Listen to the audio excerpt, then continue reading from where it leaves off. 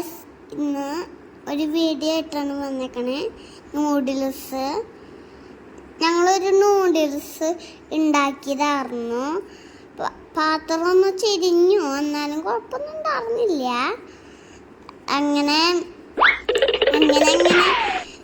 കുറച്ച് എടുത്ത് തിന്നു വെക്കാനായിരുന്നു.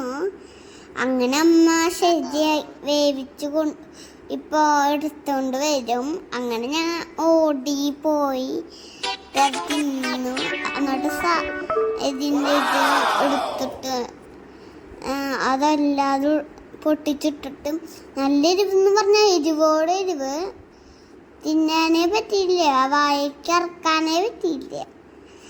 വായിക്ക് ഇറക്കാൻ പറ്റില്ല എന്ന് പറഞ്ഞാൽ ഇറക്കാൻ പറ്റില്ല. എരിവോടെ എരിവായിരുന്നു.